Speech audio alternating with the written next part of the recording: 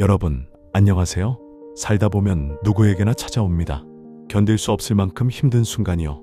믿었던 일이 엉뚱한 방향으로 흘러가고, 오랫동안 지켜온 관계가 무너지고, 밤새 붙잡던 노력이 아무 의미도 없었던 것처럼 느껴질 때, 그때 우리는 생각합니다. 이제 끝인가? 왜 하필 나에게 이런 일이? 하지만 오늘 여러분께 말씀드리고 싶습니다. 고통 없는 성장은 없습니다. 고통은 당신을 쓰러뜨리기 위해 오는 것이 아니라 당신을 더 단단하게 만들기 위해 찾아옵니다. 30대 직장인 A씨의 이야기입니다. 5년간 준비했던 프로젝트가 한순간에 엎어졌습니다. 상사의 갑작스러운 방향 전환으로 모든 노력이 물거품이 되었죠. A씨는 그날 밤 책상 앞에 앉아서 울었습니다.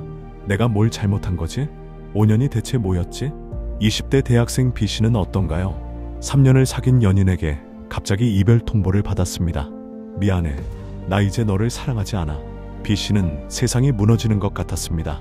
밥도 먹지 못하고 잠도 자지 못하고 매일 왜? 라는 질문만 반복했습니다. 40대 사업가 C씨도 있습니다.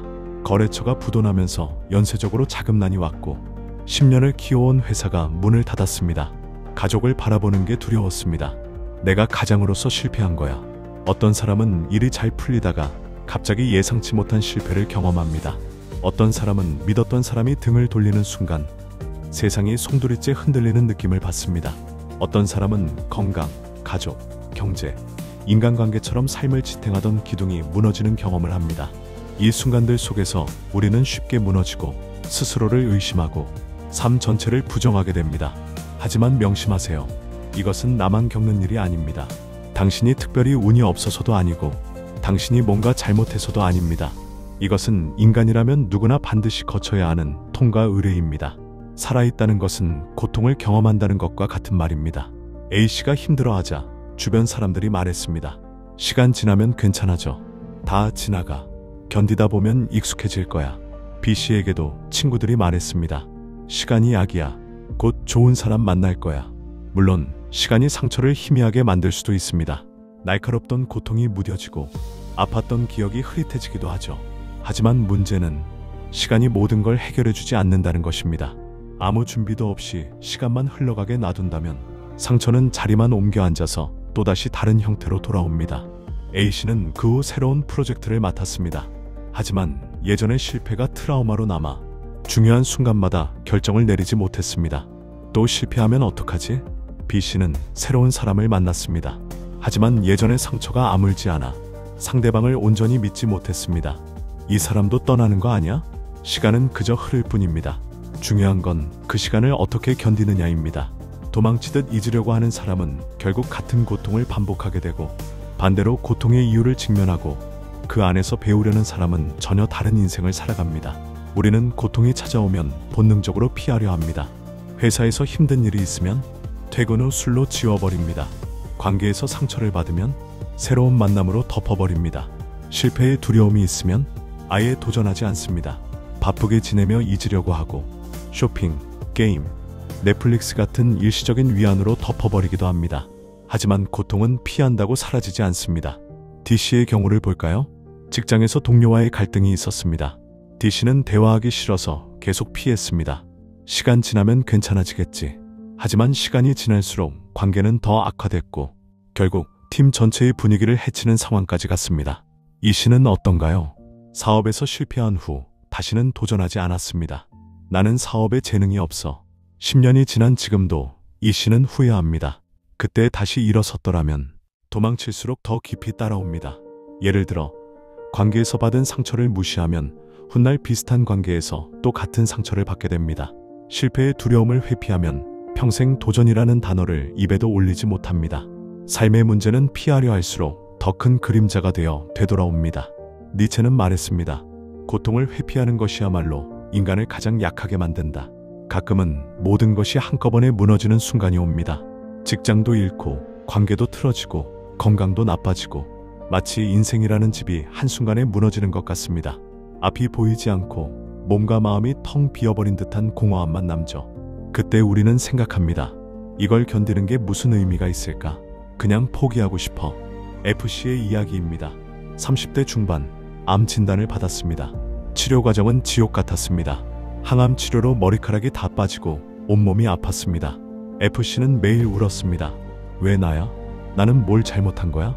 하지만 그 고통의 시간 속에서 F씨는 깨달았습니다. 내가 당연하게 여겼던 모든 것들이 얼마나 소중했는지. 아침에 눈을 뜨는 것, 밥을 먹을 수 있는 것, 사랑하는 사람들과 함께 있는 것. F씨는 지금 완치됐습니다. 그리고 말합니다. 그 힘든 시간이 내 인생 최고의 스승이었어. 나는 그때 진짜 중요한 게 뭔지 배웠어. 바로 그 순간이 사람이 변하고 성장하는 가장 결정적인 시간입니다. 왜냐하면 사람은 편안할 때는 잘 변하지 않기 때문입니다. 매일 똑같은 일상, 똑같은 생각, 똑같은 습관, 변화의 필요성을 느끼지 못합니다. 하지만 무너지는 순간 우리는 비로소 질문하게 됩니다. 나는 어떻게 살아야 하지? 진짜 중요한 게 뭐지? 나는 누구지? 성장은 항상 불편함의 문을 통과한 뒤에 찾아옵니다. 무너졌던 그 순간이 내 인생에서 가장 큰 배움으로 남는 이유도 바로 그 때문입니다. 그렇다면 고통을 어떻게 마주해야 할까요? 첫째, 감정을 무시하지 말아야 합니다. 괜찮아, 괜찮아 하며 억지로 참는 것은 해결이 아닙니다. 억누를수록 더 깊어집니다. 울고 싶으면 우세요. 화가 나면 화를 내세요. 슬프면 슬픔을 느끼세요. 나는 지금 아프다. 이 사실을 받아들이는 것부터가 시작입니다. 회사에서 힘든 일이 있었다면 집에 돌아와서 오늘 정말 힘들었어 라고 인정하세요. 관계에서 상처받았다면 나는 지금 많이 아파라고 말하세요.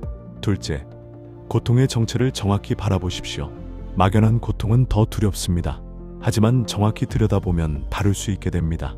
왜 이런 일이 생겼는지, 내가 무엇을 잃었는지, 무엇을 배울 수 있을지 진지하게 질문해 보는 것입니다. 일기를 쓰는 것도 좋습니다. 친구와 대화하는 것도 좋습니다. 혼자 조용히 생각하는 시간을 갖는 것도 좋습니다. 셋째, 고통을 내 일부로 받아들이는 것. 고통은 적이 아닙니다. 고통은 내 인생을 키우는 스승입니다. 이 고통이 나에게 무엇을 가르치려고 하는가? 이렇게 질문할 때 고통은 의미를 갖게 됩니다. 물론 무조건 버티라는 뜻은 아닙니다. 이를 악물고 참아, 포기하지 마. 이런 말만으로는 부족합니다. 죽을 힘을 다해 참기만 하는 건 성장이 아니라 소진입니다. 로마 시인 호라티우스는 말했습니다. 가장 힘들 때일수록 소나무 그늘 아래에서 작은 기쁨을 잃지 마라. 잠시 멈추고 심호흡을 하고 작은 쉼표를 찍는 것도 성장 과정의 일부입니다. 지씨는 번아웃이 왔을 때 모든 것을 내려놓았습니다. 한 달간 휴가를 냈고 혼자 여행을 떠났습니다. 바닷가에 앉아서 하루 종일 파도 소리만 들었습니다. 아무 생각도 하지 않고 그저 쉬었습니다. 그 한 달이 지씨를 살렸습니다. 내가 왜 이렇게 열심히 살아야 한다고 생각했을까?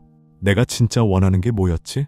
휴식 속에서 지씨는 자신을 되돌아봤고 돌아와서는 완전히 다른 방식으로 일했습니다.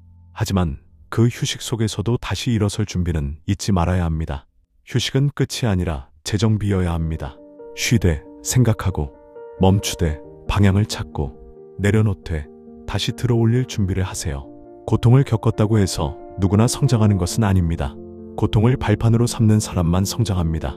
같은 실패를 겪어도 어떤 사람은 평생 그 자리에 주저앉고 어떤 사람은 그것을 디딤돌 삼아 더 높이 올라갑니다.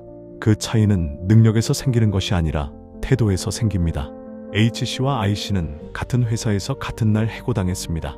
H씨는 생각했습니다. 나는 이제 끝이야. 나이도 많은데 누가 나를 뽑겠어? I씨는 생각했습니다. 이번 기회에 내가 진짜 하고 싶었던 일을 해보자.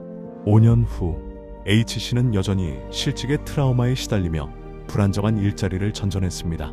I씨는 자신만의 작은 사업을 시작해서 안정적인 수입을 만들었습니다. 둘 다 똑같이 고통을 겪었습니다. 하지만 결과는 완전히 달랐습니다. 왜일까요? 고통을 피할수록 약해지고 고통을 마주할수록 단단해지기 때문입니다. 니체는 말했습니다. 나를 죽이지 못하는 것은 나를 더 강하게 만든다. 당신을 무너뜨리지 못한 모든 고통은 결국 당신을 더 강하게 만듭니다. 지금 힘든 시간을 보내고 계신가요? 왜 나야? 라고만 생각하지 마십시오. 대신 이렇게 질문해 보세요. 이 고통을 어떻게 내 성장의 발판으로 만들 수 있을까? 우리를 무너뜨리는 것은 고통 자체가 아니라 고통을 피하려는 마음입니다. 고통을 정면으로 마주하고 그 안에서 배운 것들을 삶의 원동력으로 바꾼다면 당신은 한 단계 더 성장하게 될 것입니다. 고통 없는 성장은 없습니다. 하지만 그 고통을 넘어서면 당신은 이전보다 훨씬 단단해진 자신을 마주하게 될 것입니다. 그 여정을 응원합니다. 지금 어떤 고통을 견디고 계신가요? 댓글로 공유해 주세요. 당신의 이야기가 다른 분들에게 힘이 될 수 있습니다.